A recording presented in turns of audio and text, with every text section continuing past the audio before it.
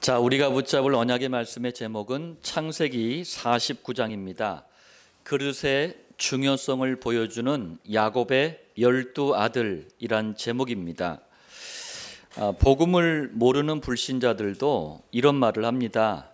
될성 싶은 나무는 떡잎부터 알아본다. 이런 말을 해요. 무슨 말인가요? 그릇을 말하는 거예요. 자, 그런데 하나님께서도 우리가 가진 그릇을 굉장히 중요하게 보셔요. 그래서 하나님께서는 우리가 가진 그릇을 보시고 그 그릇에 맞게 각각 다르게 사용을 하시는 거예요. 그래서 여러분들 오늘 말씀을 통해서 우리가 가져야 될 그릇이 어떤 그릇인가 발견하고 여기에 도전하고 준비하는 축복이 있기를 바랍니다. 첫 번째로 디모데후서 2장 20절에 말씀합니다. 큰 집에는 어떤 큰 집인지 타워 팰리스 이런 데가 아니고요. 하나님의 나라를 말씀하는 거예요. 금그릇과 은그릇뿐 아니라 나무그릇과 질그릇도 있어. 그릇 종류를 쭉 나열을 하네요. 뭐냐면은 사람들마다 다 그릇이 다르다는 말씀이에요. 맞잖아요. 그릇이 다 똑같지는 않습니다.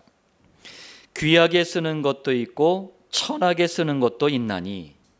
자, 그리고 하나님께서는 그릇에 따라 쓰시는데 이제 이 그릇이 이제 사람이죠. 그러니까 어떤 사람은 어떤 그릇은 아주 귀하게 쓰고 또 반대로 그렇지 못한 사람도 있다는 말씀이에요. 한 번 왔다 가는 인생이라 그래서 일생이라고 합니다. 여러분들 가장 귀하게 쓰임 받으시길 바랍니다. 두 번째예요. 복음을 모르는 세상 사람도 그릇을 아주 중요하게 생각을 해요. 그래서 사람들은 그 사람이 어떤 인간성을 가지고 있느냐, 또 인격이 얼마나 훌륭하냐, 수준이 얼마나 높냐, 이걸 그릇이라고 생각을 합니다. 또 개인이 가지고 있는 실력, 능력이 얼마냐, 이걸 그릇이라고 생각하는 거예요. 그리고 소유와 성취, 무슨 말이죠? 얼마나 가졌냐, 얼마나 이뤘냐, 이걸 그릇이라고 생각을 하는 거예요. 그리고 사람들은 이런 그릇에 따라서 사람을 차별합니다.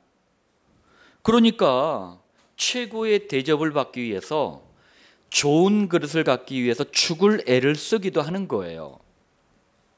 그러나 세상 사람이 생각하는 그릇하고 성경이 말씀하는 그릇은 다릅니다. 여러분들, 저는 성경을 볼 때마다 희한한 인물들이 너무 많았거든요. 그러니까 세상 기준으로 또 보면은 그릇이 아닌 거야. 그런데 하나님은 너무 귀하게 쓰시거든요. 헷갈렸어요. 복음을 알면서 이유를 알게 됐어요. 자, 성경은요, 세상 사람이 중요하게 생각하는 그릇이 있잖아요. 그 그릇이 준비가 돼도 한 가지가 빠져 있으면 절대로 쓰지 않으셔요. 희한하죠? 훌륭한데 또 반대로 세상 사람이 중요하게 생각하는 그릇이 덜 돼 있어. 근데 한 가지가 돼 있으면 그 사람을 하나님은 쓰셔요. 자, 여러분들, 그 한 가지가 뭔가요? 바로 언약입니다. 자, 다시 말하자면 그 마음속에 그리스도와 세계복음화의 비밀을 가지고 있느냐 없느냐, 이게 하나님이 쓰시는 그릇의 기준이에요. 그러니까 의문이 다 풀리더라고요. 창세기부터 요한계시록까지 교회사를 보니까 너무나 턱없이 부족한 사람들이 왜 쓰임받았는가 간단하더라고요. 언약이에요, 언약. 세 번째입니다. 창세기 49장도 그릇에 대해서 말씀하고 있는 장이에요. 자, 1절에 보니까 야곱이 그 아들들을 불러 이르되, 그러면서 너희가 후일에 당할 일을 내가 너희에게 이르리라. 무슨 말이냐면은 장차 12지파를 이루게 될 야곱의 12아들을 향해서 아들들의 오늘, 내일 미래를 향해 하나님이 주시는 말씀이 있거든요. 이 말씀을 아버지 야곱이 대언하는 거예요. 대언이 뭡니까? 그러니까 하나님 대신 말씀을 전하는 거예요. 28절입니다. 이들은 이스라엘의 12지파라. 그러면서 그들 각 사람의 분량대로 축복하였더라. 12아들에게 하나님의 말씀을 아버지가 대언했는데 각각 내용이 달라요. 무슨 말이냐면 어떤 그릇을 가지고 있느냐, 어떤 그릇을 준비하고 있느냐, 여기에 따라서 그 속에 담기는 하나님의 축복, 역사, 능력, 이게 싹 다 다르다는 얘기예요. 오늘 여러분들 야곱의 12아들을 통해서 어떤 그릇을 갖고 있느냐가 왜 중요한지 발견하는 은혜가 있길 바랍니다. 자, 본론 첫 번째입니다. 하나님께 책망받는 그릇이 있어요. 저는요, 이거를 가장 안타까운 그릇을 가진 사람이라고 말합니다. 너무 안타까워. 자, 첫 번째로 창세기 49장 3절 4절입니다. 첫째 아들 르우벤이에요. 3절에 보니까 르우벤아 너는 내 장자요. 그러니까 야곱의 첫째 아들이란 말이에요. 귀회가 좋잖아요. 자, 야곱이 집을 떠나서 외삼촌 라반 집에 가가지고 죽을 고생을 합니다. 거기서 만난 첫 번째 부인이 레아예요. 그 레아가 낳은 아들이 바로 르우벤입니다.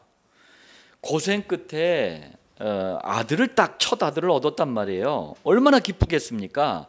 그래서 이름을 지었는데 그게 아들이에요. 르우벤이 뜻이 아들이란 뜻이에요. 그러니까 너무 기쁘니까 아들이구나 뭐 그런 거예요. 3절 위풍이 월등하고, 위풍이 뭡니까? 아주 점잖으면서도 위험 있는 거예요. 권능이 탁월하다마는, 자, 쉽게 말하자면 르우벤은 아주 남자답게 잘생겼어요. 그러니까 맏아들다워, 그런 얘기예요. 그러나 이런 르우벤에게 문제가 있었어요. 4절 물에 끓음 같았은즉, 이게 무슨 말이냐면은 정력, 이 남자의 성적인 능력을 정력이라 그러잖아요. 정력이 물 끓 듯한 거예요. 그래서 4절 네가 아버지의 침상에 올라 더럽혔음이로다.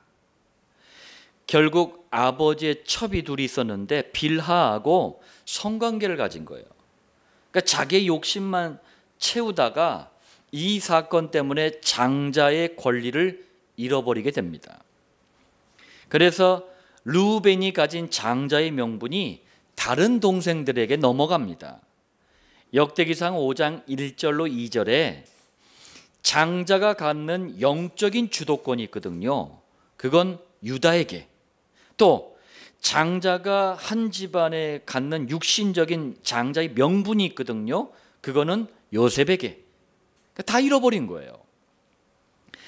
안타깝죠. 두 번째로 49장 5절로 7절입니다. 둘째 아들 시므온하고 셋째 아들 레이입니다. 5절에 보니까 그들의 칼은 폭력의 도구로다. 좋지가 않죠? 이게 뭐냐면은 창세기 34장에 야곱의 딸 디나가 강간을 당합니다. 그 사건을 말하는 거예요. 이때 어떻게 합니까? 야곱의 딸 디나가 세겜 족속에 의해서 강간을 당하니까 이 세겜 땅에 시므온하고 레이가 주동이 돼가지고 쳐들어갑니다. 그래서 세겜 족속 전체를 학살을 해요. 학살 사건의 주동자가 시므온하고 레이였어요. 6절 그들의 모의에 상관하지 말지어다. 그들의 집회에 참여하지 말지어다. 어떤 모의, 어떤 집회를 했다는 얘기입니까? 그게 바로 아까 얘기했던 나쁜 일 있잖아요. 세겜 땅 학살 사건을 말하는 거예요. 그들의 분노대로 사람을 죽이고 그들의 혈기대로 소의 발목 힘줄을 끊었음이로다. 여러분들, 그 아주 큰 소의 발목 힘줄을 끊으면 어떻게 됩니까? 소가요 그냥 맥없이 주저앉아 버려요. 얼마나 잔인합니까? 성질이 너무 잔인하고 포악한 거예요. 그냥 포악이라는 말이 뭐예요? 아주 사납고 악한 거예요. 7절 더합니다. 여기서 노여움이 혹독하니, 노여움이 혹독하대요. 이게 뭐냐면 혹독이란 말은 아주 심한 거예요. 그러니까 성질을 잘 내나 봐. 그리고 분기가 맹렬하니, 분기는 뭐냐면 분노, 화를 얘기하는 거예요. 이게 맹렬하다는 말은 가득하다는 얘기예요. 여러분들, 분을 내고 화를 내는 것은 하나님의 인도를 놓치기 쉬운 행위예요. 분노와 화를 우리가 조심해야 됩니다. 물론 분노나 화가 조절이 잘 안 될 때가 있어요. 그럼 여러분들, 에베소서 4장 26절 이 말씀을 꼭 기억하세요.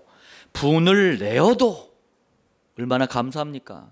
분내면 반 죽는다 이러면 그냥 할 말 없는데, 분을 내어도 죄를 짓지 말며 해가 지도록 분을 품지 말고.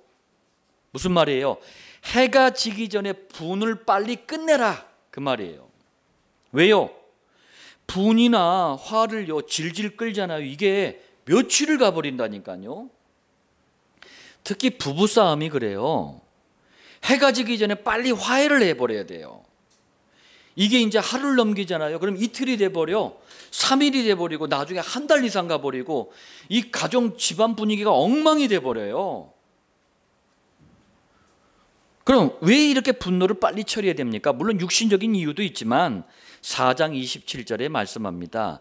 사단이 그걸 틈으로 활용을 해요. 단순히 시작된 부부간의 싸움, 가정의 싸움이 사단이 역사하는 통로가 돼버리면 이게 확전이 돼버려요. 확산이 돼버려요. 자, 또 7절에 보니까, 49장 7절에 보니까 내가 그들을 야곱 중에서 나누며 이스라엘 중에서 흩으리로다.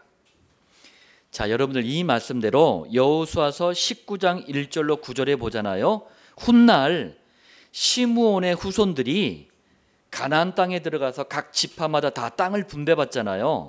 시므온 후손들도 분배를 받아요. 그런데 요걸 다 잃어버려. 자기 소유로 갖지를 못했어요. 그럼 시므온 족속들은 어떻게 되느냐? 유다 지파의 땅 일부를 받고 살아가요. 그러니까 유다 지파에 빌붙어서 살아가는 거야. 자기의 기업이 없어져 버려요. 또 레위의 후손들도 이 말씀처럼 이스라엘 전역에 흩어져서 살게 됩니다. 자, 여러분들, 언약을 이어갈 야곱의 가정에서, 그것도 장차 12지파와 이스라엘 민족을 이루고 민족적인 차원에서 원죄, 사단, 지옥을 해결할 그리스도를 전해야 될 가장 축복된 자리에서 책망만 받다 끝나는 이 안타까운 인생, 안타까운 그릇을 여러분들 보면서 우리를 잘 점검해야 됩니다. 자, 본론 두 번째입니다. 이것도 참 저는 이제 한심한 그릇이라고 말해요. 뭐냐? 하나님께 대강 쓰임 받다가 마는 그릇도 있어요. 대강. 그냥 뭐 사는 둥 마는 둥 대강. 얼마나 안심해요. 첫 번째입니다. 창세기 49장 13절에서 15절이에요. 10번째 아들 스불론과 9번째 아들 이사갈입니다. 13절, 스불론은 해변에 거주하리니 그곳은 뱀에는 해변이라. 여러분들, 스불론의 후손들은요 해변에 거주해요. 그러면서 어부 생활을 하고 그리고 무역을 하는 사람들이에요. 14절에서 15절, 이사갈은 양의 우리 사이에 꿇어앉은 건장한 나귀로다. 자, 다 양만 있는데 혼자만 건강한 나귀다. 무슨 말이죠? 육체적으로 아주 건강한 거예요. 그래서 농사를 잘 지은 거예요. 자, 그러면서 15절에 그는 쉴 곳을 보고 좋게 여기며 토지를 보고 아름답게 여기고. 참, 이건 진짜 태어나야 돼, 이렇게. 이게 무슨 말이냐면 성품 자체가 시끄러운 도시가 싫어. 그래가지고 경치가 좋고 조용한 곳을 좋아해요. 어디예요? 농촌. 그러면서 토지를 보고 아름답게 여기더라. 이러면 농사꾼 돼야 되는 거예요. 저는요 절대 농사꾼 되기 싫어요. 저는 체질이 아니야. 그냥 경치 좋은 거 하루 이틀은 지내겠는데 거기서 평생을 살라? 저 못해요. 타고나야 돼. 요즘 이런 사람 드물잖아요. 다들 농촌에 있는 분들도요, 아유 나도 이 지긋지긋한 농사생활, 이거 농촌생활 끝나고 도시로 가야지, 우리 아이들은 절대 이렇게 고생시키지 말아야지, 다 그런 마음 가져요. 그런데 토지를 보고 아름답게 여겼다? 타고나야 돼. 자, 49장 16절 17절입니다. 이번에는 다섯 번째 아들 단이에요. 단. 16절, 이스라엘의 한 지파같이 그의 백성을 심판하리로다. 자, 여기서 심판한다는 말은 뭐냐면 다스린다는 얘기예요. 실제로 단의 후손 중에서 대표적인 인물이 사사 삼손이에요. 삼손. 예. 다스린 자가 나왔어요. 17절, 이건 참 그래요. 아버지 야곱이 이 말하면서 정말 너무 싫었을 것 같아. 왜 그러냐면 단은 길섭의 뱀이요 샛길의 독사로다. 여러분들, 사람을 이게 독을 품고 물어서 죽이는 뱀이 독사 아닙니까? 얼마나 무서운 내용이에요. 단의 후손들이 그렇게 된다는 얘기 아닙니까? 자, 그런데 야곱이, 제가 그랬잖아요, 이걸 이 얘기하기가 너무 싫었을 거다, 이 말하는 데는 이유가 있어요. 많은 성경 주석 학자들이 단 지파 중에서 그리스도를 대적하는 적 그리스도가 나온다고 이렇게 해석을 합니다. 이렇게 해석을 하는 데는 이유가 있어요.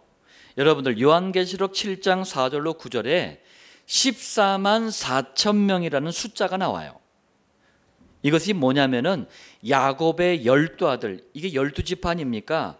12지파를 각 지파마다 1만 2천 명, 뭐 에브라임 지파 1만 2천 명, 뭐 단지파 1만 2천 명 해가지고 딱 1만 2천 명, 이런 식으로 12 곱하기 1만 2천 하면은 14만 4천 명이 돼요. 14만 4천 명이 뭐냐면은 구원받은 모든 성도의 수를 상징하는 거예요. 그렇다고 여러분들, 천국에 들어가는 구원받은 성도의 수가 딱 14만 4천 명이다, 그건 아니에요. 요걸 신천지 이만희가 이 성경 구절 가지고 장난을 치고 있는 거예요. 우리 신천지가 12지파를 만들었어요. 그래서 우리 12지파에 14만 4천 명이 들어올 때 예수님이 재림하고 뭐 천국이 임하고 천국 간다 막 이렇게 거짓말을 했거든. 지금 신천지가 30만 명이 넘어요. 그럼 나머지 떨거지들은 어떻게 되는 거야? 신천지 가도 안 되네. 그렇지가 않아요. 셀 수 없을 만큼 훨씬 많습니다. 7장 9절 보세요. 각 나라와 족속과 백성과 방언에서, 여기서 방언이 리칼레칼 시칼복칼 그게 아니에요. 각 나라의 언어를 얘기하는 거예요. 그러니까 여러 나라, 여러 족속, 여러 백성, 여러 언어를 쓰는 사람들, 아무도 능히 셀 수 없는 큰 무리가 나와. 보세요. 14만 4천 명뿐만 아니라 어마어마한 사람들이 구원받는다니까요. 예수님이 이 창세기 3장 이후로 재림하실 때까지 얼마나 많은 사람들이 구원을 받았겠습니까? 자, 그런데 희한한 게 있어요. 진짜 한번 요한계시록 7장 9절부터 14절 읽어보세요. 희한한 게 뭐냐면 12지파 중에서 분명히 단지파가 있잖아요. 단지파가 여기는 없어요. 적 그리스도가 나오는 단지파 대신에 요셉의 장자 므낫세 지파 이름을 넣었습니다. 야곱이 이 다섯째 아들 단이 미워서 이렇게 얘기한 게 아니고 하나님의 말씀을 받아서 지금 대언한 거예요. 근데 대언은 하지만 야곱의 마음이 너무 무거워. 그래서 49장 18절의 말씀을 덧붙인 거예요. 여호와여, 나는 주의 구원을 기다리나이다. 이게 무슨 말이냐면은, 주여 이 아들을 불쌍히 여겨 주옵소서, 이렇게 간구하는 거예요. 세 번째입니다. 49장 19절 일곱 번째 아들 갓입니다. 갓. 갓은 군대의 추격을 받으나 도리어 그 뒤를 추격하리로다. 이 말은 무슨 말이냐면은 전쟁을 아주 잘하는 거예요. 실제로 갓의 후손 중에서 군인, 장군 이런 전쟁에 능한 사람들이 많이 나왔어요. 역대기상 12장 8절로 15절에 보니까 다윗 왕 때 많은 장수들이 나왔는데 주로 갓 지파에서 나왔어요. 네 번째로 49장 20절입니다. 여덟 번째 아들 아셀입니다. 아셀에게서 나는 먹을 것은 기름진 것이라 그가 왕의 수라상을 차리리로다.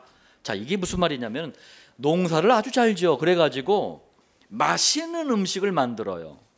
맛있는 음식을 만드는 사람이 누구예요? 요리사.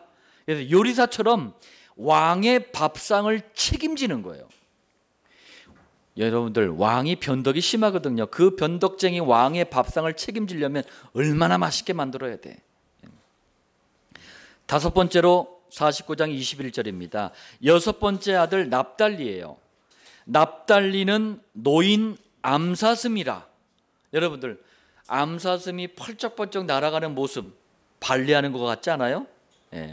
예술 분야에 아주 뛰어나다는 얘기예요. 아름다운 소리를 바라는도다. 이건 뭡니까? 노래도 잘해. 가수가 다 나왔어 여기서. 임영웅도 여기서 나왔을라나? 여섯 번째로 27절 12번째 아들 베냐민입니다. 베냐민은 야곱이 사랑하는 라헬의 아들이에요. 그러면서 요셉 다음에 태어난 막내 아들입니다. 그런데 너무나 귀여울 것 같은데 내용은 완전히 반대예요. 베냐민은 물어뜯는 일이라. 아침에는 빼앗은 것을 먹고 저녁에는 움킨 것을 나누리로다. 그러니까 성격이 아주 악한 거예요. 호전적인 거예요. 싸움을 잘하는 후손이 여기서 나온다는 얘기입니다. 자, 한번 정리해 보겠습니다. 이 10명인데 지금 10명의 아들 이제 두 번째 묶어서 얘기했거든요. 근데 내용이 별로 언약과 상관 있는 내용이 없어. 별로 중요하지가 않아. 어부, 농사꾼, 군인, 요리사, 가수, 싸움꾼, 심지어는 그리스도를 대적하는 적그리스도, 그냥 일반적인 내용이에요. 야곱도 그냥 막 지나가듯이 얘기합니다. 단 한 번뿐인 인생을 하나님께 이렇게 대강 쓰임받다가 많은 인생으로 산다면 저는 그래요. 참 한심하다. 언약이라는 이 기회가 얼마나 좋습니까? 이것만 제대로 붙잡고 제대로 이걸 확립시키면 하나님께서 가장 좋게 쓰실 텐데 이 축복된 자리에서 이렇게 한심한 인생을 살다간 그릇이라니 너무 안타까운 거 있죠. 본론 세 번째입니다. 여러분들, 우리 모든 성도님들, 우리 모든 그루터기가 세 번째처럼 쓰임 받으시길 바랍니다. 이건 뭐냐면 하나님께 제대로 쓰임 받는 그릇이에요. 저는요, 가장 축복된 그릇이다 이렇게 말합니다. 첫 번째로 창세기 49장 8절로 12절 넷째 아들 유다예요. 8절 유다야 너는 네 형제의 찬송이 될지라. 유다란 이름의 뜻이 찬송이에요. 유다는 찬송의 사람입니다. 여러분들, 찬송은요 물론 불신자도 배우면 부를 수 있습니다만 누구나 할 수 있는 게 아니에요. 왜? 구원받은 성도가 구원의 은혜를 누리는 게 찬송이에요. 불신자가 배워서 부를 수는 있지만 그건 찬송이 아니에요. 진정한 찬송은 마음의 구원의 기쁨과 감사가 없이는 나올 수가 없는 거예요. 구원받은 성도가 구원의 축복을 알고 찬송하면 어떤 일이 벌어지는 줄 아십니까? 8절 네 손이 네 원수의 목을 잡을 것이요. 무슨 말입니까? 사단의 권세가 꺾이는 거예요. 영적인 문제가 해결되는 거예요. 다윗이 이것을 알았기 때문에 다윗이 찬송할 때 사울 왕에게 역사했던 악신이 떠나간 거예요. 9절입니다. 그가 엎드리고 웅크림이 숫사자 같고 암사자 같으니 누가 그를 범할 수 있으랴. 여러분들, 숫사자 암사자가 딱 웅크리고 폼 잡고 있으면 누가 그걸 감히 건드리겠습니까? 무슨 말이에요? 아무도 이길 자가 없다. 아무도 당해낼 자가 없다. 그분이 누굽니까? 메시아 그리스도세요. 바로 유다 지파를 통해서 그리스도로 오실 예수님을 말씀하고 있는 거예요. 또 10절입니다. 규가 유다를 떠나지 아니하며, 규가 다른 말로 홀이라고 합니다. 홀. 이게 뭐냐면은 왕이 명령할 때 쓰는 막대기, 일종의 쥐봉을 얘기하는 거예요. 요즘도 군대 가면은 스타, 별자리들이 오면은 이 막대기 하나 들고 오잖아요. 지팡이 같은 거. 그게 규예요. 명령할 때 쓰는 거예요. 자, 통치자의 지팡이가 그 발 사이에서 떠나지 아니하기를. 이건 뭐냐면은 유다 지파에서 왕이 계속 나온다는 말씀이에요. 언제까지? 실로가 오시기까지. 실로가 누굽니까? 그리스도이신 예수님을 말씀하는 거예요. 자, 유다 지파에서 예수님이 오신다는 얘기입니다. 그리고 예수님이 오실 때까지 이스라엘을 다스리는 왕이 유다 지파에서 계속 나온다는 말씀이에요. 훗날 이 이스라엘이 남북으로, 우리 한국처럼 두 조각이 나버립니다. 그런데 이렇게 분열이 됐을 때도 북쪽 이스라엘에서는 그 왕이 나오는 지파가 계속 바뀌어요. 그런데 남쪽 유다에서는 계속 유다 지파에서만 왕이 나옵니다. 11절에서 12절입니다. 이것도 모자라서 유다 지파가 경제적으로 번영할 것도 말씀하고 있어요.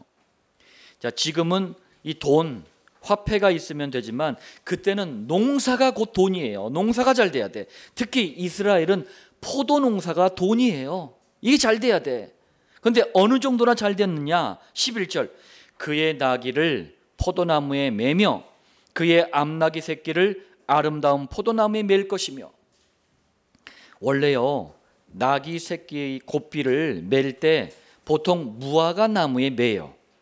그런데 포도가 너무 흔하고 너무 포도나무가 많아서 나귀를 아예 포도나무에 매었다라는 거예요. 그 옷을 포도주에 빨며 그의 복장을 포도즙에 빨리로다. 아, 이스라엘이 포도주에 빨래했구나, 그 얘기가 아닙니다. 포도 열매가 너무 많아가지고 포도를 늘 먹다 보니까, 이게 포도 이렇게 먹다 보면 즙이 떨어지잖아요. 그 옷에 묻잖아요. 그럼 빨갛게 변하거든요. 그걸 얘기하는 거예요. 12절. 그의 눈은 포도주로 인하여 붉겠고, 포도주를 많이 마셔서 눈이 빨개졌다는 얘기예요. 또 우유가 많이 생산이 됐어요. 12절. 그의 이는 우유로 말미암아 희리로다. 원래 그 치아는 희잖아요. 그런데 우유가 너무 많이 생산돼서 많이 먹다 보니까 치아가 희어졌다, 이렇게 표현을 해놓은 거예요. 자, 이만큼 경제적으로도 번영을 한 거예요. 두 번째입니다. 창세기 49장 22절에서 26절이에요. 11번째 아들 요셉입니다. 22절. 요셉은 무성한 가지, 곧 셈 곁에 무성한 가지라. 여러분들, 요 말씀을 가지고 만든 찬양이 야곱의 축복이라는 그 찬양이에요. 요셉을 향해서 찬양하는 겁니다. 자, 이스라엘은 광야지대라 그러는데 원래는 사막지대입니다. 표현을 광야지대라고 해놨는데 사막지대예요. 그런데 거기에 뭐가 있대요? 사막지대는 흔하지 않는 샘이 있대요. 사막지대에 있는 샘을 뭐라고 합니까? 오아시스라고 하잖아요. 예. 자, 그런데 샘은 땅 속에서 물이 계속 쏟아져 나와요. 사막에. 예. 이건 뭐냐면은 끊임없는 하나님의 은혜를 말씀하는 거예요. 그럼 이 은혜를 어떻게 받아요? 시편 1편 1절로 3절입니다. 내가 가진 조건이나 환경과 상관없어요. 요셉 보세요. 죄인, 노예, 조건 환경 따지면 어떻게 은혜를 받습니까? 그것과 상관없이 여호와의 율법, 곧 그리스도만 선포되는 강단 말씀을 계속 따라가는 거예요. 이게 은혜 받는 방법입니다. 그 가지가 담을 넘었도다. 너는 담장 넘어. 뭐 그런 찬양이 있잖아요. 자, 그 가지가 담을 넘었도다. 이건 뭡니까? 많은 사람에게 영향을 끼치는 거예요. 그리고 많은 사람을 복되게 하는 축복이에요. 우리 지난 시간 48장, 창세기 48장 14절에 요셉의 두 아들 장자 므낫세, 차남 에브라임, 이 야곱, 할아버지 야곱에 딱 데려다 놨더니 할아버지 야곱이 손을 엇바꿔서 축복을 했잖아요. 므낫세와 에브라임 순서를 바꿔버렸잖아요. 자, 실제로 훗날 에브라임 지파가요, 남북으로 이스라엘이 분열을 됐을 때 북쪽에 10지파가 있었어요. 에브라임 지파가 이 10지파를 지배할 정도로 인구 세력이 번성한 지파가 돼버려요. 말씀대로예요. 또 49장 23절에서 24절입니다. 권세와 능력이 있는 축복을 말씀합니다. 활 쏘는 자가 그를 학대하며 적개심을 가지고 그를 쏘았으나, 이게 뭐냐면 요셉이 여태까지 걸어온 인생길을 말하는 거예요. 보세요. 요셉의 형들 죽이려고 하다가 노예로 팔아버리는 화를 쐈어요. 보디발의 마누라 누명을 씌우고 감옥에 보내는 화를 쐈어요. 그런데 요셉의 활은 도리어 굳세며 그의 팔은 힘이 있으니, 그런데 요셉에게 활을 쏘는 것보다 요셉이 더 강했대요. 강한 이유가 뭡니까? 이는 야곱의 전능자 이스라엘의 반석인 목자의 손을 힘입음이라. 이스라엘의 반석인 목자, 그분이 누굽니까? 완전하신 여호와예요. 요셉이 여호와 곧 그리스도만 의지하는 사람이었기 때문에 이 수많은 적들이 쏘았던 화살을 능히 이겨냈다, 그 얘기예요. 노예, 제수 어떤 경우라도 그리스도만 의지하고 그 상황을 맞이했다, 그 얘기입니다. 여러분들, 우리 그루터기들 알려나 모르겠네. 세상에서 가장 말 안 듣는 사람들만 모아놓은 곳이 어딘 줄 알아요? 가장 말 안 듣는 사람들만 모아놓은 곳. 학교? 아니에요. 감옥이에요, 감옥. 말을 띠때 안 들어. 그냥 감옥에 온 사람들 다 이판사판이야. 이판사판 공사판이야. 그냥 말을 안 들어. 요셉은 이런 사람들을 관리하고 그 사람들을 축복되게 만든 사람이에요. 그러니까 감옥에서 나와서 애굽의 총리가 되었어도 애굽을 관리하고 축복되게 만든 거예요. 49장 25절 번창의 복을 말씀합니다. 위로 하늘의 복과, 하늘의 복이 뭐냐면요, 농사를 잘 되게 하는 거예요. 자, 여러분들, 왜 이게 하늘의 복입니까? 농사가 잘 되려면 하늘에서 뭐가 내려야 돼요? 비가 제때 내려야 돼요. 그런데 이스라엘은 비가 잘 내리지를 않아요. 대신 건기, 우기가 확실하게 구분이 돼요. 건기 때는요, 비 한 방울도 안 내려요. 여러분들, 이건 굉장히 위험한 거예요. 미국의 캘리포니아주가 걸핏하면 막 대형 산불이 나잖아요. 그냥 막 난리가, 거의 매년마다 그런 것 같아요. 왜 그러냐면은 캘리포니아주가 건기가 있어요. 우기가 있고, 건기 몇 달 동안은 비가 한 번도 안 내려. 그럼 나무가요, 여름인데도 바짝 말라버려요. 나무끼리 서로 이렇게 바람을 부딪히다가 자연적으로 불이 나버려요. 사람이 방황해서 나는 게 아니고 자연 발화하는 거예요. 그러니까 비가 안 오는 것은 무서운 일이에요. 그런데 이스라엘은 이른 비와 늦은 비라는 게 있어요. 이스라엘의 우기 초가 11월 달이에요. 11월경에 내리는 비가 이른 비예요. 이른 비는 농사에 너무 중요한 거예요. 왜? 이 건기 때 땅이 완전히 바짝 말라버려요. 그러니까 농사를 지을 수가 없을 만큼 말라버린단 말이에요. 그런데 우기초에 이 이른비가 내리면은 이 땅을 부들부들하게 만들어줘요. 부드러운 땅이 되게 만들어요. 마찬가지로 우기 말기가 3, 4월입니다. 3, 4월 달에 내리는 비가 늦은 비예요. 늦은 비도 너무 중요해. 왜? 이게요, 곡식을, 이 농사지은 곡식을 더 풍성하게 만들어주는 거예요. 과일도 잘 익도록, 결실이 아주 좋도록 만들어주는 비가 늦은 비예요. 그렇기 때문에 이스라엘 사람들은 이른 비와 늦은 비를 어떻게 생각을 했느냐? 하나님께서 우리 이스라엘에게 주시는 때에 따라 가장 알맞게 주시는 은혜구나, 이렇게 생각을 한 거예요. 그래서 구약 성경에 보면은 이른 비와 늦은 비 얘기가 나오는 거예요. 자, 또 아래로 깊은 샘의 복과, 이게 무슨 말이냐면 사막에서 우물을 파기만 하면 물이 잘 나온다는 얘기예요. 얼마나 귀한 겁니까? 또 젖먹이는 복과, 이건 자식의 복입니다. 자식이 있어야 젖을 먹을 거 아닙니까?